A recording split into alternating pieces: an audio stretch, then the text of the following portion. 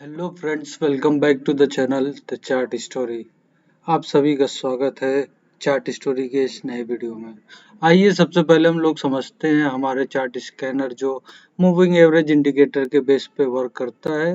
Moving average आपका crossover strategy पे उसने हमको कुछ रिसेंट स्विंग्स के लिए कुछ स्टॉक्स दिए हैं। ठीक है, तो आइए वन बाय वन हम उन स्टॉक्स को डिस्कस कर लेते हैं जो हमारे मूविंग एवरेज इंडिकेटर ने दिए हैं।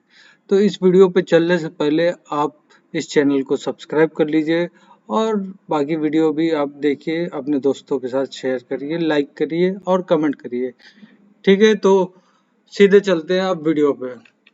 पहला स्टॉक जो दिखा रहा है वो है यूएफओ। ठीक है, यूएफओ देख लेते हैं क्या कंडीशन मीट हुई है। ओके, तो हमारी जो कंडीशन थी कि मूविंग एवरेज इंडिकेटर ईएमए 20 जो है ईएमए 200 को क्रॉस करना चाहिए, आरएसआई की वैल्यू 65 प्लस होनी चाहिए, वो यहाँ पर मीट हो रही। ठीक है, अब जैसा कि आप देख रहे हैं यहाँ पर हमारी कंडीशन मीट हो चुकी है, तो यहाँ पे हमारी एंट्री तो बन रही है। अब हम ट्राई करेंगे कि हमें ईएमए 20 के पास मिले एंट्री के लिए, तो ज़्यादा बेटर रहेगा। ओके, और अब इसमें हम फिबोनाची की हेल्प ले लेंगे, जिससे हमको इसका टारगेट भी एक रफली एक टारगेट आइडिया भी पता चल जाएगा। तो जो ये क्रॉस करा है ना, वो स्विंग को कंसीडर कर लेते हैं और इसका फुल टारगेट ले लेते हैं।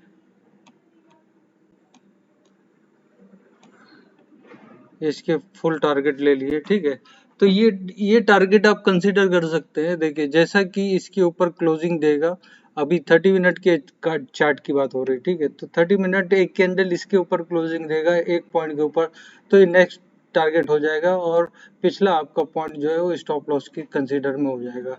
सेम इसी तरीके से इसके ऊपर क्लोजिंग देगा तो ये टारगेट, ऐसा मल्टीपल टारगेट आप देख सकते हैं। ठीक है, तो ये इवेंचुअली ये सारे टारगेट आप कंसीडर कर सकते हैं।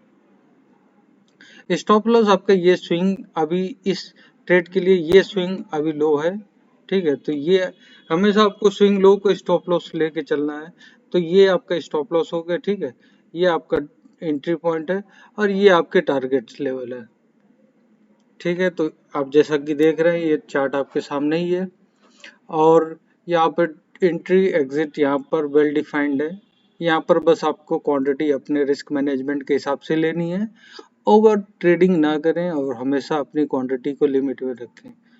ये कोई भी बाइंग एंड सेलिंग रिकमेंडेशन नहीं है, जस्ट एक चार्ट एनालिसिस है। कैसे आप किसी चीज को देख रहे हो, कैसे आप किसी स्ट्रेटजी को फॉलो कर रहे हैं, तो आप उसको कैसे बेटर कर सकते हैं। ठीक है, तो आइए move on to next stock, ये है इंडिजन।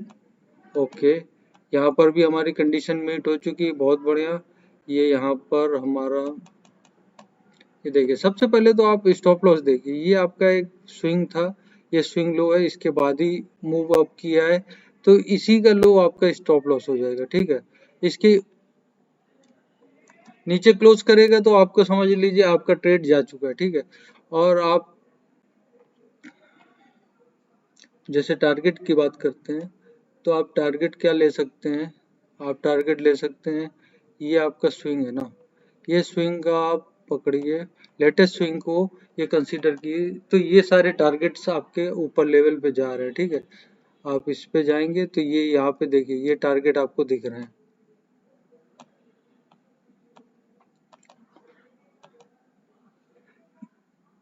आइए चलते हैं, इसी तरह एक और स्टॉक देख लेते हैं। ये सभी स्विंग्स ट्रेडिंग के लिए है, मतलब आप इनको एक वीक 10 दिन, मैक्सिमम टू मैक्सिमम 2 वीक या एक महीना, इससे ज्यादा आपको होल्ड नहीं करना है।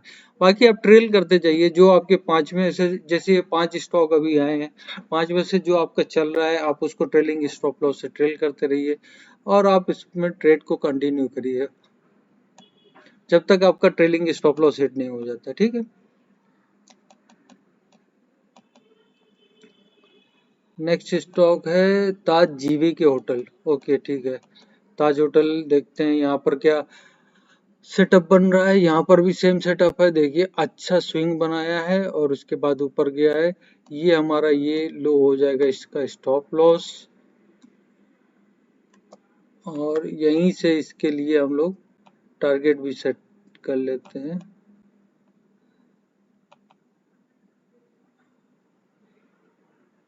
लेटेस्ट स्विंग इसी को कंसीडर करते हैं। तो ये सारे टारगेट आपको दिख रहे हैं।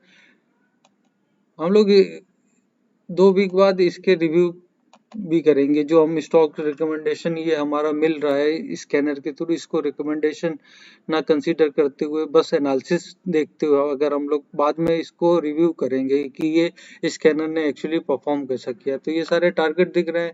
जैसा कि आपको एक बेसिक लेवल पे भी समझ में आता है कि ये देखिए सब एक रेजिस्टेंस के पास एक टारगेट आपको ले लेना चाहिए, वो ज्यादा बेटर रहता है। फिर उसको ट्रेल करते चाहिए जैसा मोमेंटम आ रहा है। ठीक है, नेक्स्ट आपका है GAEL। ठीक है, GAEL का भी क्या सेटअप है। ये यहाँ पर आपका स्टॉप लॉस है 130 का स्टॉप लॉस है। ये स्विंग बनाया, ये स्विंग से हाई गया, फिर उसके बाद एक डाउन ट्रेंड। यहाँ पे एंट्री आपको हमेशा देखिए जैसे इस तरीके का ट्रेड सेटअप बन रहा है ना, तो यहाँ पर ट्राई करिए आपको EMA 20 के आसपास की एंट्री मिले ना तो बहुत अच्छा ऑप्शन रहता है। इससे आपका स्टॉप लॉस कम हो। आपको एंट्री तो करनी है, लेकिन आप यहाँ करके बैठ जाओगे ना तो आपको इस पॉइंट से इस पॉइंट तक का जो पेन होगा वो बहुत ज्यादा लगेगा। इसके लिए ट्राई करिए कि आपको EMA 20 के पास पूरी क्वांटिटी एक साथ मत लीजिए। EMA 20 के पास आता है तो वहां पर आप फिर से एंट्री ले लीजिए, थोड़ी सी क्वांटिटी और ऐड कर लीजिए। इस तरह प्लान करिए, ट्रेड मल्टीपल पार्ट्स में लीजिए। ठीक है, यहाँ के लिए भी अगर देख लेते हैं टारगेट हमारा, ये स्विंग है, ये स्विंग लेटेस्ट स्विंग हो, तो ये सारे टारगेट आ रहे हैं। ओके, ये देखिए ये 142 143 का लेवल पे टारगेट है, उसके बाद 151, ऐसा करके मल्टीपल टारगेट्स हैं। वो आप उसको ट्रेल करते ही रहना है। ठीक है, हो सकता है टारगेट से पहले ही आपका स्टॉप लॉस हिट हो जाए, ट्रेलिंग स्टॉप लॉस हिट हो जाए, तो आपको एग्जिट हो जाना, वहां पे बैठे नहीं रहना उस पे। ठीक है, नेक्स्ट अपना एक और स्टॉक है रेणुका शुगर। ठीक है, ये सारे स्टॉक जो है वो मूविंग एवरेज सेम इंडिकेटर के बेस पे आए हैं। ठीक है, जो हमारा चार्ट स्कैनर है, यहाँ पर ये एक स्विंग लो है, इसके नीचे का ही स्टॉप लॉस है, इसके नीचे का ही स्टॉप लॉस है। इससे नीचे गया है अपना स्टॉप लॉस हिट हो गया है, आपकी ट्रेड ओवर है। हमेशा ऐसे रूल बेस्ड ट्रेडिंग करिए कि आपको समझ में आए कि आपका सिस्टम आपको लॉस कितना लेना है। अगर आपका ये देखिए ये होता क्या है, ये कोई भी चीज है वो प्रोबेबिलिटी है। आपको कोई भी अगर बोल रहा है ये 100% चीज है तो ये फेक बातें हैं। ये सब चीजें कभी मार्केट में काम नहीं करती। आपको लॉन्ग टर्म में सर्वाइव करना है, मार्केट से पैसा निकालना है। It's not easy job. ठीक है, आपको ये समझना पड़ेगा, इट्स नॉट इजी जॉब। तो आपको कैसे अपने रिस्क को मैनेज करिए, अपने लॉसेस छोटे रखिए। आपको सेटअप बना, ठीक है, आप कोई भी स्ट्रेटजी फॉलो करते हैं उसमें आप देखिए आपका सेटअप बनने के बाद अगर वो सेटअप पूरा कंप्लीट नहीं हो पा रहा है, इन केस उसका जो बिहेवियर आपने पैटर्न देखा था वो कंप्लीट नहीं हुआ, वो फिर रिवर्सल दे रहा है, तो बेटर है आप एग्जिट मार लीजिए।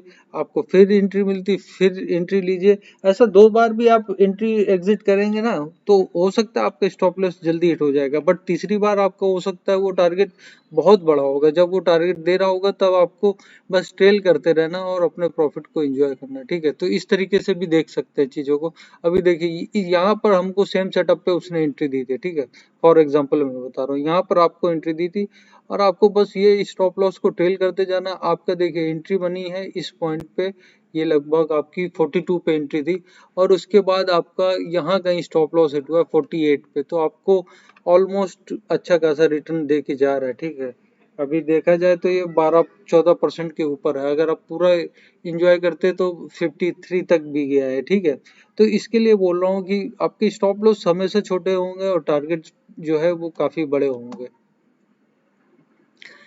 तो आज के लिए इतना ही दोस्तों। I hope you like the analysis and recommendation from the moving average analysis. So आप अपनी राय अपने कमेंट सेक्शन में जरूर लिखिएगा। इस वीडियो को लाइक करिए और अपने दोस्तों के साथ फैमिली के साथ शेयर करिए ताकि वो लोग भी इस चार्ट को एनालिसिस को थोड़ा बहुत समझ सकें जिसको मार्केट में इंटरेस्ट है। ठीक है, मार्केट जो समझना चाहता है, जो जानना चाहता है, ये सब चीजें उन्हीं के लिए हैं। अगर आप इंटरेस्ट ही नहीं रखते हैं तो आप इस सब चीजों में मत आइए, ठीक है।